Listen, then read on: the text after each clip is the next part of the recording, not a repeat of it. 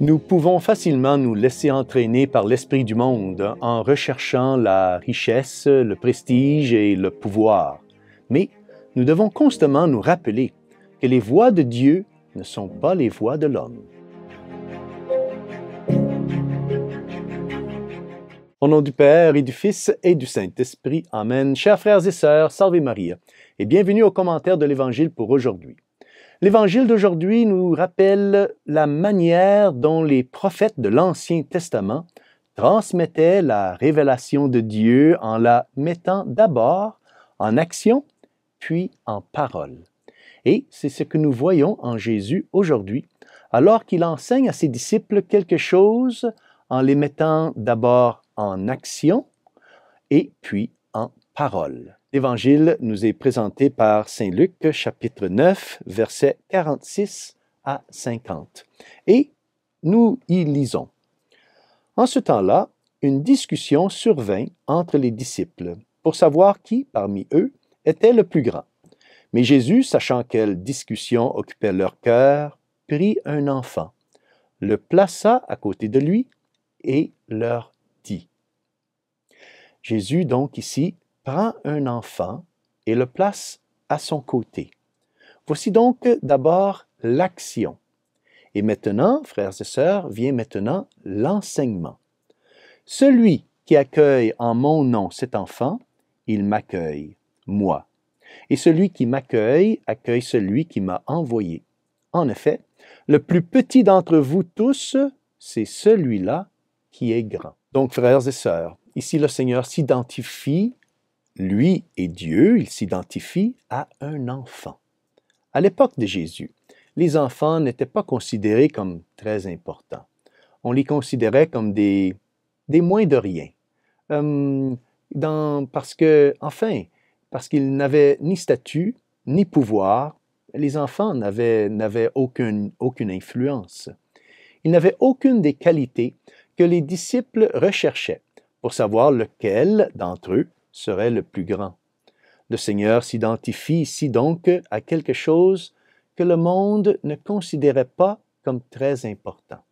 Il dit à ses disciples et à nous-mêmes que nous le rencontrerons avant tout dans les personnes qui sont faibles et vulnérables, comme des enfants.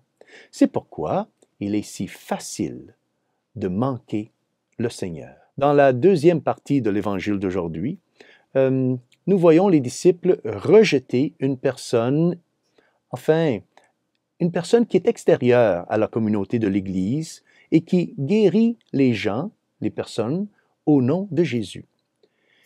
Le Seigneur réprimande ses disciples et leur dit « Qui n'est pas contre vous est pour vous ». Le Seigneur nous rappelle ici donc, frères et sœurs, qu'il est universel, qu'il agit aussi en dehors de la famille immédiate de ses disciples et aussi, bien sûr, dans la famille de ses disciples. Si quelqu'un fait du bien en dehors de l'Église sans être un disciple, il y a quand même de quoi se réjouir. Le bien se fait. La grâce et l'activité de Dieu ne se limitent pas au cercle des apôtres. Dieu peut aussi agir à travers ceux qui ne se considèrent pas comme faisant partie de la famille des disciples. Les signes de l'Esprit Saint se manifestent aussi bien à l'extérieur qu'à l'intérieur de l'Église. Nous devrions nous réjouir chaque fois que du bien est fait, que ce soit à l'intérieur ou à l'extérieur de l'Église. En effet, la puissance et l'amour de Dieu ne se limitent pas à la communauté des disciples. L'Évangile d'aujourd'hui suggère que Saint Jean considérait certaines personnes qui faisaient le bien comme des concurrents, parce qu'elles étaient en dehors de l'Église. Eh bien, ici, aujourd'hui, le Seigneur invite Saint Jean et les disciples à considérer ces personnes non pas comme des concurrents, mais comme des collaborateurs, et non pas comme des adversaires. Dans le royaume de Dieu, la vraie grandeur consiste à accueillir et à servir les plus petits. Nous ne sommes pas appelés à rivaliser, mais à accueillir les autres, en particulier accueillir les plus faibles. Le Seigneur nous rappelle donc que les voies de Dieu ne sont pas celles des hommes. Les valeurs de Dieu sont différentes des valeurs du monde. Comme les disciples, nous pouvons parfois être tentés d'agir selon les valeurs du monde.